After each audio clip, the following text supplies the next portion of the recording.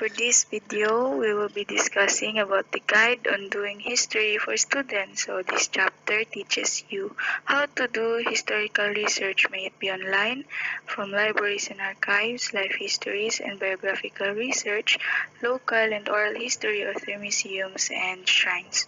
So first would be doing historical research online through the use of internet. The primary means by which anyone would find any information that they need in just a click.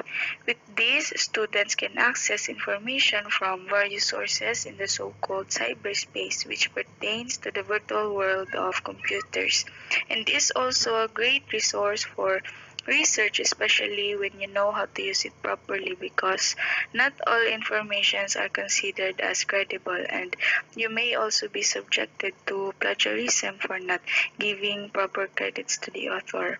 So knowing where and how to look for information is a simple skill needed on doing historical research online, especially with the aid of search strings. A search string is a combination of words that you can use to come up with relevant results that leads you to what you are looking for. So search engines like Yahoo and Google helps you in finding a lot of sources with the right search string. So Google provides a customized platform for scholarly research called Google Scholar and Google Books, where you can find journal articles, books, and other online documents that can be useful for your historical research.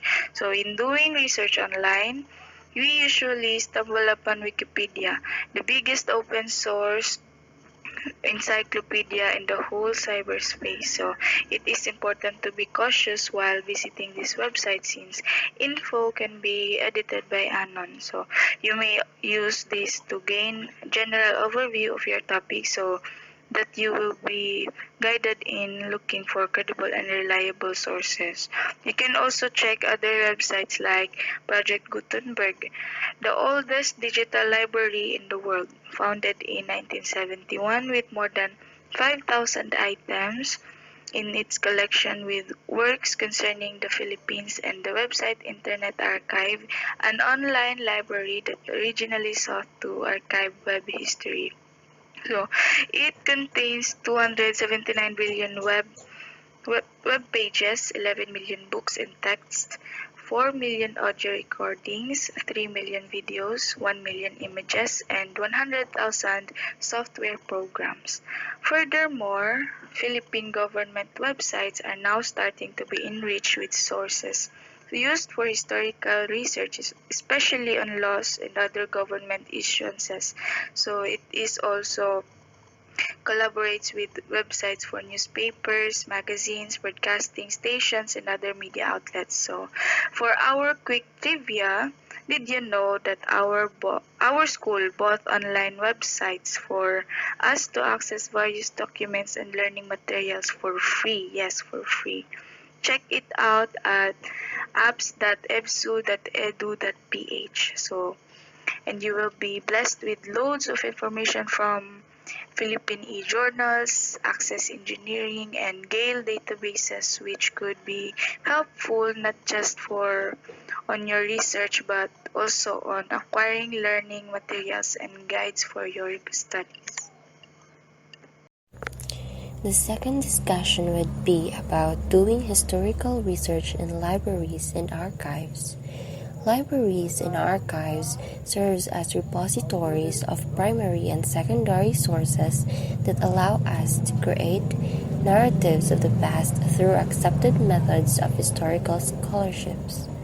Despite the presence of online sources, both still provides more variety of primary sources in different formats such as books, journal articles, newspapers, magazines, photographs, and even video and audio recordings.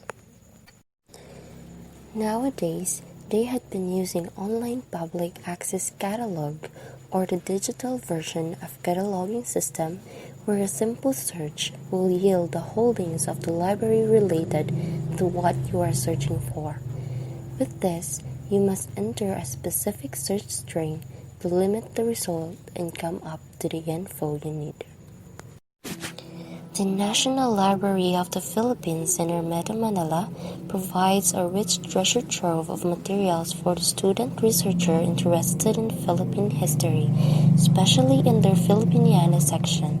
It is important to note that the research in archives may be difficult and advanced, but will provide you with many sources not available in the usual library. The National Archives of the Philippines, Manila, is an agency of the government mandated to collect, store, preserve, and make available records of the governments and other primary sources pertaining to history and developments of the Philippines. It is said that most of the materials here are in Spanish in their original language and may not be accessible to college students. University of the Philippines in Diliman, Quezon City have holdings that could also be useful in research. The collections, particularly in main library in Gonzales Hall, are rich in resources, especially in Filipiniana section, serials, theses, and dissertations. There are other university libraries accessible to the public, just like the Ateneo de Manila University in Quezon City, which holds the American Historical Collection, and the University of Santo Tomas in España, Manila, that also has collections from the 16th century. Owing to the fact that it is the oldest Catholic university in the country and is a historic site in itself. Down to the private libraries and institutions, the Family History Center at the Church of Jesus Christ of Latter-day Saints is a generous resource for research and genealogists. The Chimpanzee Memorial Library in Kaisa Angela King Heritage Center offers resources on Chinese and Filipino Chinese in Philippines and in Southeast Asia. The Archdiocesan Archives of Manila also has immense George data sources. You can also check out historical resources at our school library, may it be at Oxet or at Luna campus. There are also other school libraries in Ormoc open for students that you can visit during school days. Just a quick trivia. Who else here has visited the Ormoc City Public Library before the pandemic? Did you know that there will be a new Ormoc City Public Library? It is to be located just across the new Ormoc City National High School, the exact place where the old LIT building was located, and will be funded by PLDT. The approval of the construction of the said establishment is still pending. In doing life histories and biographical research, studying an individual is often incidental to a greater event significant to a larger unit that he or she happened to contribute. Life history is an oft-neglected subdiscipline of history because it is seen as a trivial to a larger narratives of nations, societies, and civilizations. Individuals' influence can span centuries and generations. Individuals can also influence large and many places. Some of the individuals that contribute to a historical breakthrough are Jesus Christ. The faith and the religions he started launched wars, created civilizations, and lasted for many centuries and persist up until the present. And also Jose Rizal, his death served as the tipping point of the Philippine Revolution. In studying life history, researchers must not limit the writing of history to great individuals like heroes, prophets, or world leaders. Ordinary individuals should also be able to locate themselves in the pages of history, be able to identify different factors that affected the life of the person he is trying to study. Consider the family as an important aspect of an individual. It determines the person's socioeconomic status, religious belief, character, interests, and values. Doing a life history of an individual leads to questions about his family and genealogy, and take note of the institutions where the individual belonged. If the family and the community where he belonged will give us clues about his early life, The latter stages of his life can be understood with certain activities, and learning that he had as he affiliated in different institutions like schools, organizations, fraternity, church, and interest groups. For a quick fact, almost every college student knew about his results, life, and works as a subject in college was mandated by Republic Act 1425 or known as Rizal Law. Senator Jose P. Laurel, the person who sponsored the said law, said that since Rizal was the founder of Philippine nationalism and has contributed much to be the current standing of this nation, it is only right that the youth as well as all the people in the country know about to learn to imbibe the great ideals for which he died. Next is doing local and oral history. Local history is the study of the history of a particular community or a smaller unit of geography. Historians call this as history from below. It facilitates a historical narrative emanating from the people and also provides new provisions and perspective to the existing national history. These are the guide questions in doing local history.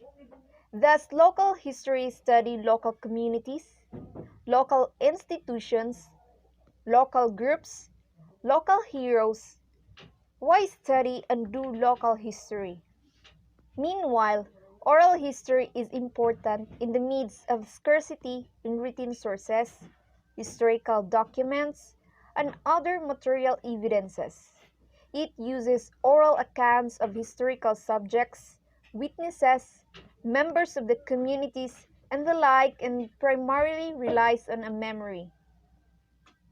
Have you stumbled upon books about Ormoc's history?